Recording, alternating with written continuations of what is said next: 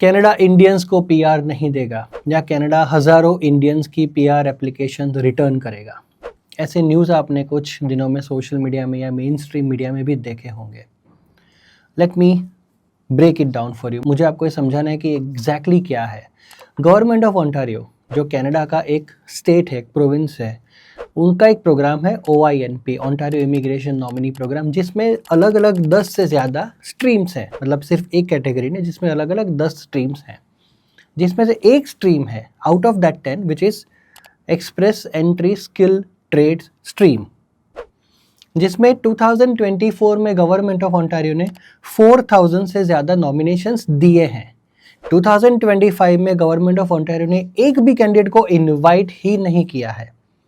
इसका सिंपल सा मीनिंग ये हुआ कि लास्ट ईयर 4000 नॉमिनेशंस देने के बाद जितनी एप्लीकेशन उनके पास पड़ी थी वो उन्होंने प्रोसेस नहीं की है, साइटिंग दैट उसमें बहुत फ्रॉडलेंट प्रैक्टिसेस हो रही है, which is also absolutely true because काफ़ी कैंडिडेट्स गलत या फेक पेरोल चला रहे थे अलग अलग ट्रेड स्ट्रीम में और उसमें एलिजिबल हो रहे थे। So to stop that government of Ontario ने ये प्रोग्राम बंद किया है, जिसका ओवरऑल जो इम्पैक्ट है वो शायद लेस देन 1000 कैंडिडेट के ऊपर आएगा। हालांकि हमारे पास नंबर नहीं है, गवर्नमेंट अगर डिक्लेयर करती है तो मैं आपको बताऊंगा, बट ये इतना बड़ा नंबर नहीं है जितना आप मीडिया में पढ़ रहे हैं। दूसरी बात, कैनेडियन गवर्नमेंट ने अपने नए इमिग्रेशन प्लान्स भी इंट्रोड्यूस किए हैं। उस हिसाब से according to that in 2026 Canadian government 390,000 के आसपास, मतलब slightly less than 4 lakh, 4 lakh से नीचे थोड़ा सा, वो नए पीआर इश्यू करेगी। इसका मतलब कैनेडियन गवर्नमेंट पीआर दे रही है।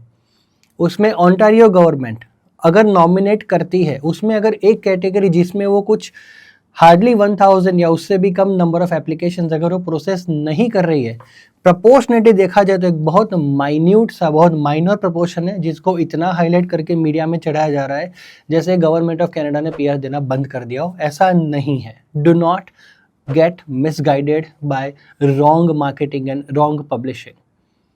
Please understand, Canadian government gives you PR and if you are eligible you will be able to get that. एक और बात मैं आपको बताना चाहता हूँ, अगर आप स्टडी कर रहे हो इमिग्रेशन पॉलिसीज़ अलग अलग कंट्रीज़ की, कनाडा ले लो, UK ले लो, US ले लो, ऑस्ट्रेलिया ले लो, न्यूजीलैंड ले लो या यूरोप का कोई भी कंट्री ले लो, मुझे सिर्फ एक कंट्री ऐसे दिखाओ कि जो हर साल 4 लाख के आसपास नए लोगों को पीआर देती हो। ऐसी आज की डेट में भी कोई कंट्री नहीं है। Please understand this, it is very very very important that you get the right picture and you get the right information. Thank you.